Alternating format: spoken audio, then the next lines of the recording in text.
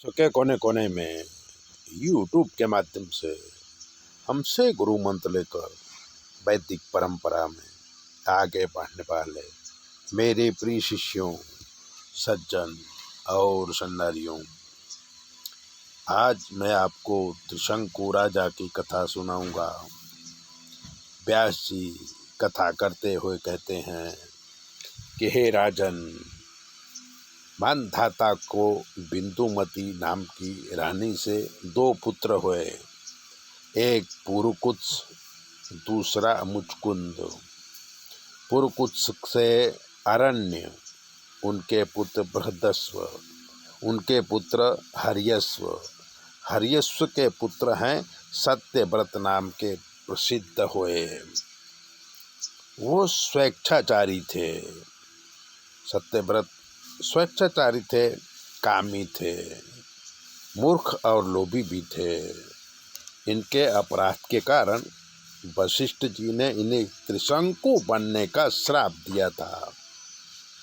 राजा Satyavrat shop मिलने से पिशाच के लक्षण वाले हो गए।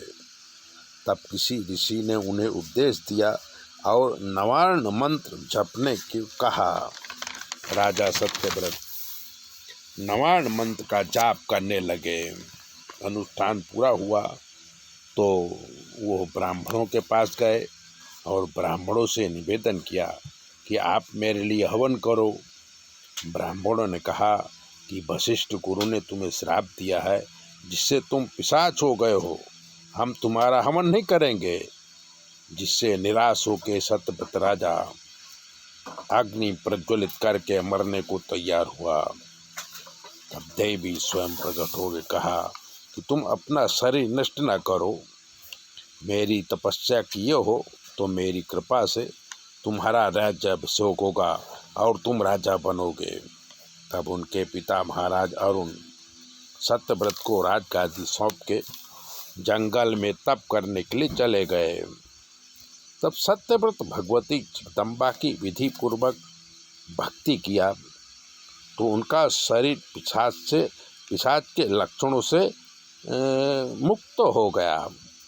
भगवती की कृपा से वशिष्ठ जी राजा के ऊपर खुश हुए और उन्हें श्राप मुक्त कर दिया।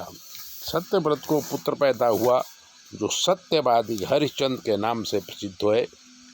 हरिश्चंद्र जवान हुए तो उन्हें गादी सौंप के राजा सदेह स्वर्ग जाने की इच्छा की और गुरु वशिष्ठ के पास आए और कहा कि आप यज्ञ करा के मुझे सदेह स्वर्ग के लिए भेजो। वशिष्ठ ने कहा कि ये सृष्टि विरुद्ध का काम है, मैं नहीं कर सकता। तो वो वशिष्ठ से नाराज हो गए और कहा कि मैं दूसरे ऋषि से यज्ञ करा के स्वर्ग जाऊंगा। तब वशिष्ठ ने उन्हें त्रिशंकु बनने का श्राप दे दिया। अब राजा सत्यव्रत जंगल में रह के तप करने लगे। उसी समय गाधी पुत्र विश्वामित्र तप पूरा करके घर आए तो उनकी पत्नी ने कहा कि आप तप करने गए तो हमारी सारी जो आवश्यकताएं सत्यव्रत राजा ने पूरी किया है और आज वो स्वर्ग जाने के लिए तप कर रहे हैं, लेकिन वशिष्ठ मुनि ने उन्हें श्राप दे दिया है। तब विश्वामित्र स्वयं सत्यव्रत राजा के पास आए और गायत्री मंत्र की शक्ति से राजा को सदैव स्वर्ग जाने के लिए, राजा को स्वर्ग में भेजने के लिए अभिमंत्रित जल छिड़क दिया। तब स्वर्ग में सदैव जा रहे थे, इंद्र ने उन्हें बीच में रोक दिया। वो मृत्यु लोक वापिस आने लगे तो विश्वामित्र ने उन्हें वहीं रहने को कहा और स्वर्ग और मृत्यु लोक के बीच में लटक गए, इसलिए इनका नाम त्रिशंकु पड़ा। तब विश्वामित्र ने कहा कि मैं सत्यव्रत के लिए नया स्वर्ग बनाऊंगा और उन्होंने मंत्र का प्रयोग शुरू कर दिया। तब इंद्र आए और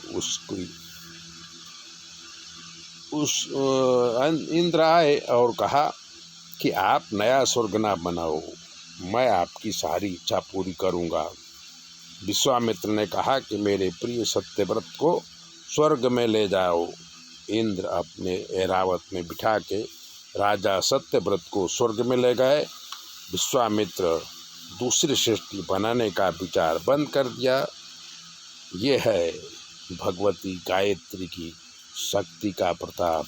मित्रों, ऐसे ही वीडियो सुनने के लिए चैनल को सब्सक्राइबर कर लीजिए, लाइक कर लीजिए। और अगर आपके जीवन में कोई कष्ट है तो 9825200108 पर फोन कर लीजिए। हम आपको बताएंगे कि आपके जीवन में क्या कष्ट है और आपको क्या करना चाहिए। चैनल सब्सक्राइबर जरूर करें।